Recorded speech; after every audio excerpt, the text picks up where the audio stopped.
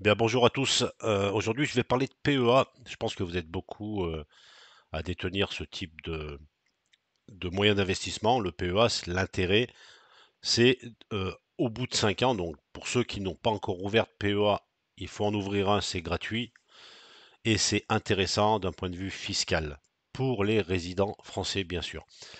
Donc, comment ça se passe? Ben, vous ouvrez un PEA, vous allez pouvoir donc acheter des actions.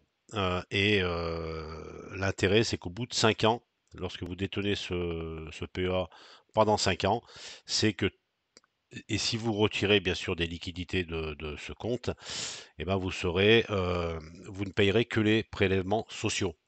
Il faut savoir qu'aujourd'hui, si vous avez un CTO, euh, et, euh, donc la fiscalité aujourd'hui en France, c'est 30%, la flat tax, 30% sur toutes les plus-values et les dividendes. Voilà, donc 30%, ça fait mal. Et si vous avez le PEA, bah, vous allez payer seulement, au bout de 5 ans, les prélèvements sociaux qui sont actuellement à 17,2%, je crois, au lieu des 30%. Voilà, donc fiscalement, c'est intéressant. Euh, Moi, je conseille d'avoir les deux. Le CTO, parce qu'on a accès quand même à plus d'actifs financiers, mais il faut s'attendre à payer une flat tax de 30% sur toutes les plus-values et les dividendes, et un PEA parce que c'est facile et effectivement, ben, on va payer un petit peu moins de taxes à notre cher État français. Donc lorsque vous choisissez un PEA ou si vous avez déjà un PEA, le problème c'est que certains actifs qui sont intéressants, des opportunités, bah, suivant les brokers, bah, vous ne pourrez peut-être pas les acheter. Et ça, c'est vraiment le problème. Alors moi, je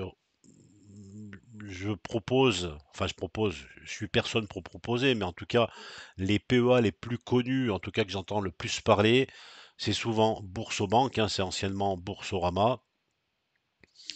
Voilà, donc eux, ils font un PEA, donc il y en a peut-être certains d'entre vous qui y sont déjà. Alors l'intérêt, l'avantage de Boursorama, c'est que bah, c'est backé par une vraie banque, hein, Société Générale, et bon, ça donne une garantie quand même sur ce PEA, en cas de problème, la Société Générale, de toute manière, ne laissera jamais Boursorama en difficulté. Voilà, donc c'est backé par une banque, c'est backé par Société Générale, qui est une très bonne banque, hein, d'un point de vue boursier, on va dire. Mais l'inconvénient, c'est que sur Boursorama, bah, vous allez avoir très peu d'actifs, entre guillemets, exotiques. Voilà, vous allez pouvoir investir sur le marché français, sur le marché américain. Par contre, vous ne pourrez pas avoir des actifs du marché, par exemple des places boursières chinoises, polonaises. Actuellement, il y a beaucoup de titres, il y a beaucoup d'actifs polonais, des sociétés qui sont très intéressantes en opportunité. Bah, sur Boursorama, vous ne les aurez pas. Donc, c'est un peu limité. Voilà, ça sert vraiment à celui qui veut faire de l'investissement sans trop se prendre la tête en investissant sur des grosses actions, par exemple, des choses très connues sur le marché américain ou sur le marché européen, français, peut-être allemand aussi.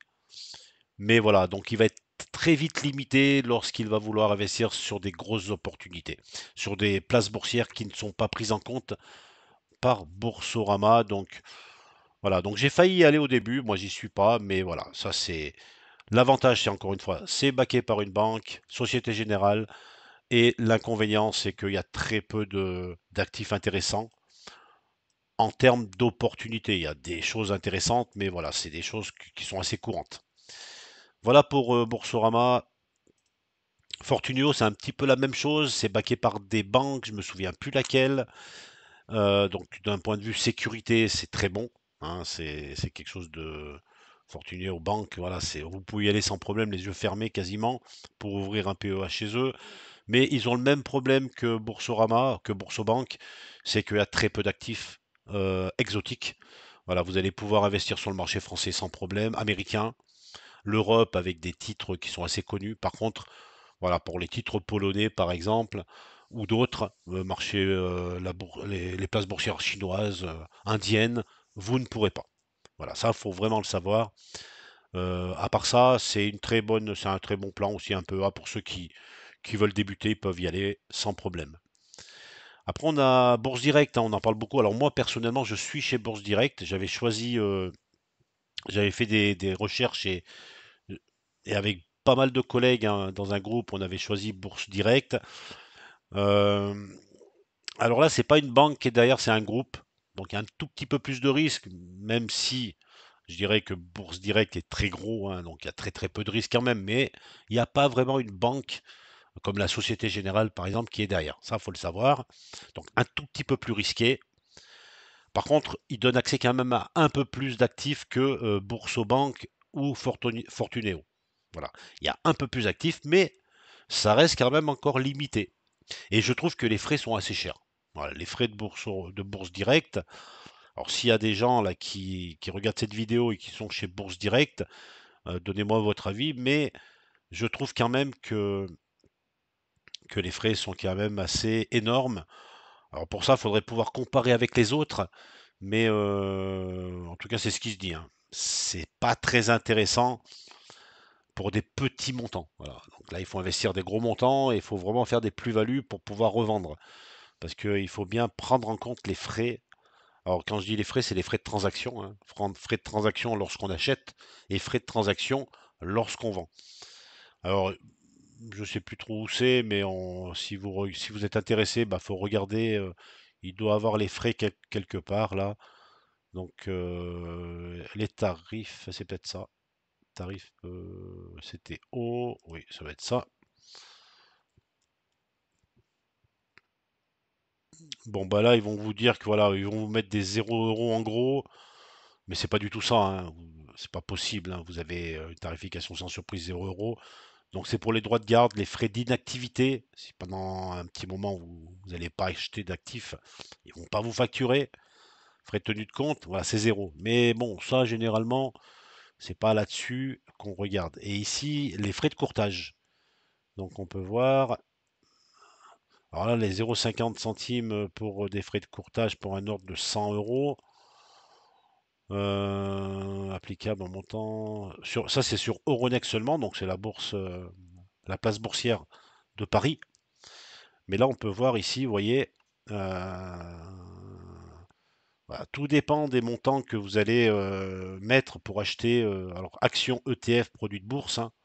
Donc, on n'est pas sur les bourses étrangères là. Vous voyez, donc bon, bah, jusqu'à 500 euros, c'est 0,99.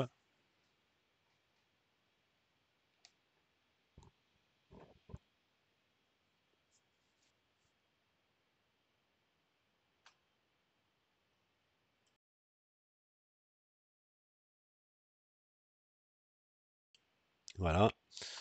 Puis après, suivant ce que vous allez mettre, vous voyez, alors supérieur à 4400, moi je suis là-dedans, hein. Bon, moi je mets des montants, je fais des lignes au minimum de 5000, voire 10 000.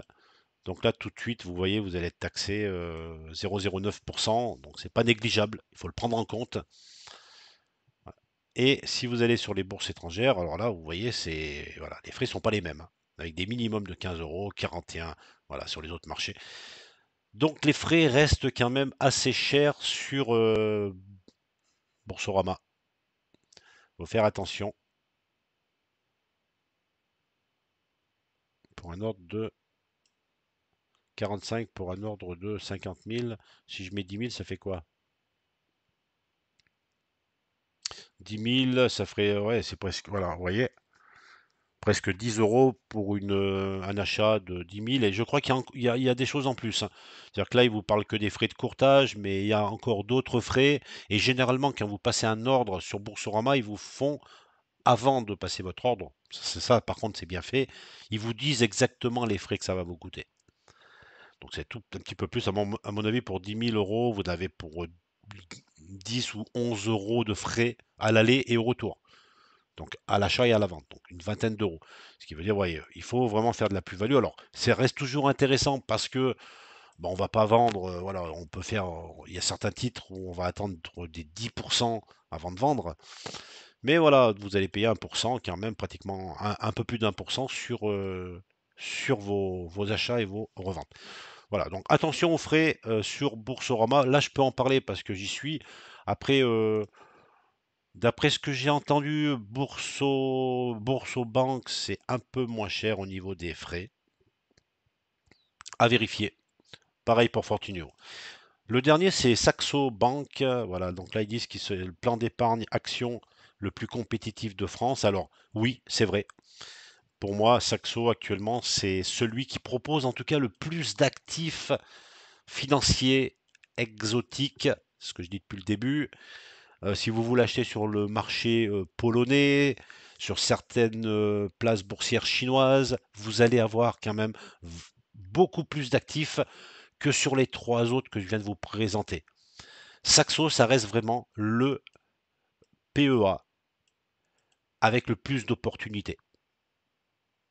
Je dirais que c'est le mieux actuellement. Alors à moins que je me trompe, hein, parce que j'ai pas la science infuse, encore une fois. Donc si vous avez d'autres brokers à proposer, dites-moi-le. Alors toujours pareil, il faut regarder le côté sécurité et le côté opportunité. Alors là justement, l'avantage, j'en ai parlé tout de suite, c'est la possibilité d'avoir énormément d'actifs euh, sur lesquels on va pouvoir investir et des actifs avec des grosses opportunités des grosses opportunités tout simplement. Mais par contre, la sécurité, il faut savoir qu'il n'y a pas de banques qui sont baquées à Saxo. Et en plus, il faut aussi savoir, et ça, il faut bien l'inclure, c'est que l'actionnaire majoritaire de Saxo, c'est un Chinois. Donc voilà, s'il y en a certains qui ont peur justement d'avoir un actionnaire majoritaire qui soit chinois, voilà, donc il faut faire attention à ça. Donc là, vous voyez, côté sécurité, c'est moins sécure que les trois premiers. Donc pour ceux qui cherchent que la sécurité, allez plutôt sur Bourso-Bank. Je pense que c'est pas mal. Société Générale derrière, c'est le top. Fortunio, je connais pas du tout, mais pourquoi pas, c'est des banques aussi qui sont derrière. Bourse Direct, un tout petit peu moins sécure, mais ça reste quand même, c'est français. Moi, je sais qu'ici, il y a un bureau qui est à Lyon. Je les ai contactés par téléphone, donc voilà, donc c'est quand même sécure, malgré qu'ils aient pas une banque nominative derrière. Et puis Saxo, voilà, donc là, c'est les grosses opportunités pour ceux qui veulent prendre un tout petit peu plus de risques, tout en sachant que derrière, c'est des Chinois et ils peuvent faire un petit peu ce qu'ils veulent, voilà. Mais néanmoins, moi aujourd'hui, je me pose quand même la question d'ouvrir un compte chez Saxo. Alors, il faut savoir que vous n'avez pas le droit d'ouvrir plusieurs PEA sous votre nom. Vous pouvez en ouvrir un pour vous et un pour votre épouse, par exemple. Mais si vous êtes actuellement chez Bourse Direct, le seul moyen de passer chez Saxo, c'est de faire un transfert de votre PEA de Bourse Direct vers Saxo. C'est le seul moyen. Et ça, c'est toujours un petit peu délicat parce qu'on ne sait pas comment ça va se passer. Et il y en a beaucoup qui se posent la question, est-ce que je transfère ou pas mon PEA? Donc, moi, je suis en pleine réflexion. J'aimerais bien quand même passer chez Saxo. Donc là, en ouvrant un compte ici, peut-être qu'ils vont nous proposer. Ouais, donc voilà, il faut s'enregistrer. Et après, ils vont proposer soit d'ouvrir un nouveau compte PEA, soit de, de transférer votre compte directement vers Saxo. Donc là, après, je ne sais pas trop comment ça se passe, parce que si sur votre PEA actuel, vous avez déjà plusieurs lignes, est-ce qu'il va falloir tout vendre pour passer en cash pour pouvoir transférer votre PEA plus facilement? Ça, c'est une question que je me pose, je ne sais pas trop. Ou est-ce que vous gardez toutes vos positions, mais si une ligne sur un actif que vous avez par exemple pris chez Bourse Direct et qui n'est pas présent sur Saxo, comment ça se passe? Est-ce qu'ils vont vous le transformer directement en cash ou pas? Donc, bah voilà, il était marqué en gros, transférez votre PEA chez Saxo gratuitement, voir les conditions. Bon, on va les regarder. Donc ça, c'est pour tous ceux qui ont déjà un PEA et qui veulent passer chez Saxo pour pouvoir avoir plus d'opportunités. Donc pour tout transfert total de PEA avant le 30 septembre 2025, donc on y est, Saxo Bank vous rembourse 100% des frais de transfert, dans la limite de 150 euros. Donc il y a des frais de transfert, je ne savais pas, à prendre en compte. Donc eux, Saxo vous les rembourse. avant le 30 septembre. Ok. La durée de la promotion s'étend du 6 janvier. Cette offre est valable uniquement pour le transfert de PEA. Le remboursement s'effectuera en espèces au plus tard dans les 30 jours à compter de la date de réception de la preuve de facturation des frais de transfert dans le mois suivant le début. Alors, il faut voir déjà combien eux vont vous facturer pour transférer votre compte. Et en fait, ils vont vous rembourser jusqu'à 150 euros. Pour bénéficier de l'offre, il est nécessaire d'avoir finalisé son dossier d'ouverture de compte et accepté les conditions générales de vente avant le 30 septembre. Offre réservée aux personnes physiques, majeures, capables et nanas résidant fiscalement en France sous réserve de la réception d'un dossier complet et de l'acceptation du dossier par Saxo Bank. Pour transférer un PEA, vous devez n'être titulaire d'aucun autre PEA, voilà, c'est ce que je disais, dans aucun autre établissement financier et être résident fiscal français. Voilà. Comment transférer mon PEA après donc il faut ouvrir un compte. Ensuite, vous allez cliquer sur votre plateforme Saxo, profil, dépôt et transfert de titre, nanana. Envoyer un relevé des frais en cliquant contactez-nous, envoyez-nous une requête, transfert de portefeuille de position, transfert de position. Le remboursement interviendra sur votre compte espèce. Voilà. Bon, voilà, c'est pas. Faut bien réfléchir avant de transférer un. Là, ça a l'air simple. Hein, voilà, on fait ça. Mais combien de temps ça va durer? Je ne sais pas. Pendant ce temps-là, vous ne pourrez plus investir. Euh, voilà, donc je me pose quand même la question. Voilà, les avantages fiscaux, on peut le voir ici. Hein. Puis-je m'en retirer avant 5 ans? Donc si vous retirez votre argent de votre PEA avant les 5 ans, eh bien, un retrait entraîne obligatoirement la clôture du PEA. Attention. Alors, ça veut dire que vous pouvez vendre des actifs, hein, pas de problème. Hein. Vous pouvez acheter, vendre des actifs dans votre PEA. Par contre, vous ne pouvez pas retirer de l'argent de votre PEA vers votre compte bancaire en euros. Sinon, c'est clôture du PEA. Cependant, il existe une exception à cette règle, la loi Dutreil, dans le cas où les sommes retirées sont réinvesties dans la création ou la reprise d'une entreprise dirigée par un membre de la famille, et ce, dans les 3 mois après le retrait. Ah, c'est compliqué, hein. Il va falloir envoyer des papiers, faire des CERFA. Enfin, voilà, donc il y a quand même une possibilité. Ou alors, il faut attendre les 5 ans. Un retrait n'entraîne plus la clôture du PEA et de nouveaux versements restent possibles dans la limite du plafond. Un retrait total, cependant, entraînera la clôture du PEA. Donc là, après 5 ans, vous pouvez retirer de l'argent, mais pas tout. Voilà, voilà pour les PEA. Si ça vous intéresse, je vais vous proposer aussi dans des prochaines vidéos, parce que j'investis assez régulièrement dans des actifs PEA. Alors bien sûr, ça sera sur Bourse Direct. Je pourrais vous proposer, ou vous montrer en tout cas, je ne vais pas vous proposer parce que je ne suis pas conseiller financier, mais je vais vous montrer dans quoi j'investis, ou en tout cas, quels sont les actifs sur lesquels je suis en train de réfléchir. Comme ça, vous pourrez prendre aussi vos décisions par rapport à ça.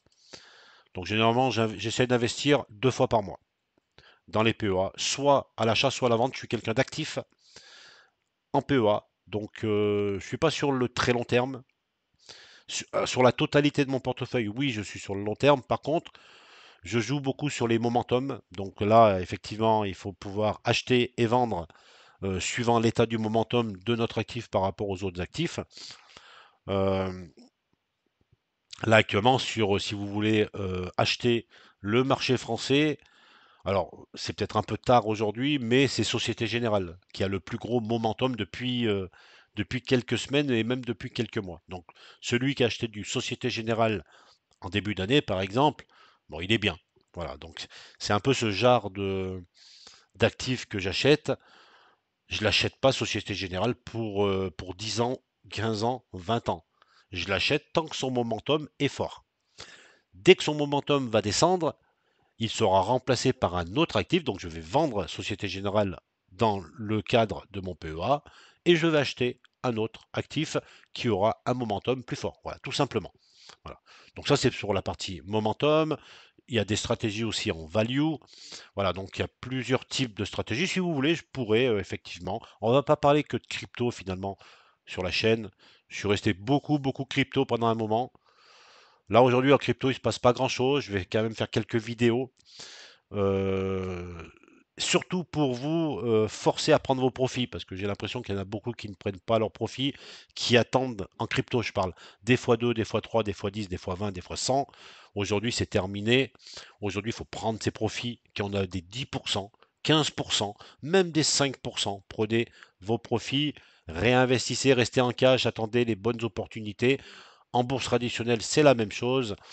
Lorsque le momentum ou si notre titre fait plus de 10 ou 15%, vendez au moins une partie, prenez vos bénéfices, parce que c'est comme ça qu'on fait grossir notre portefeuille général pour le long terme.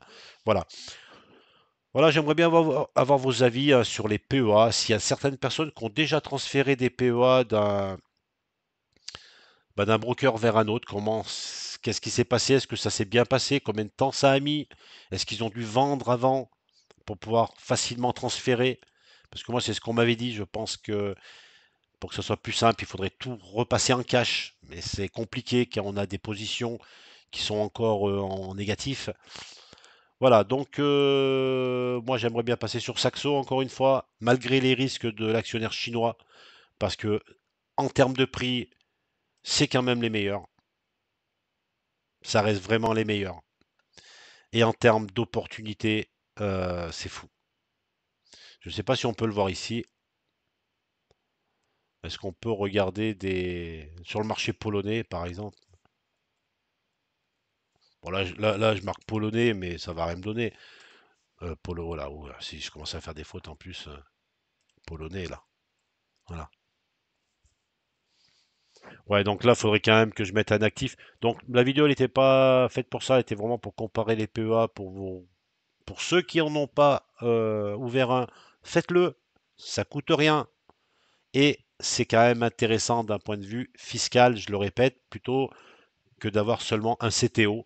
Parce que le CTO, je vous rappelle, à chaque fois que vous vendez un actif, il faut normalement la plus-value, il faut la déclarer aux impôts et ils vont vous prendre 30% sur vos plus-values, hein, achat-vente, et sur tous vos dividendes. Voilà, ça faut le savoir en CTO, c'est obligatoire. Vous avez un document en fin d'année que vous devez envoyer aux impôts et après ça se fait de façon automatique, ils vont vous prendre les 30%. Bah, le Bourse Direct, vous pouvez acheter, vendre autant de fois que vous voulez, vous n'avez rien à déclarer tant que vous ne récupérez pas d'argent sur votre compte bancaire. Voilà. Donc ça reste quand même super intéressant. Déjà, c'est une façon simplifiée. Il n'y a pas besoin, encore une fois, de déclarer aux impôts ce qu'on fait. Vous le déclarez seulement lorsque vous allez retirer des euros de votre compte PEA vers votre compte bancaire. Là, vous devrez effectivement le déclarer. De toute manière, Bourse Direct, c'est français, il me semble, hein. Donc, de toute manière, eux, ils vont le faire. Donc, autant que vous le fassiez aussi. Mais autrement, vous n'avez rien à faire. Vous pouvez acheter, vendre sans problème. Voilà pour la vidéo. J'espère qu'elle vous a plu. À très bientôt.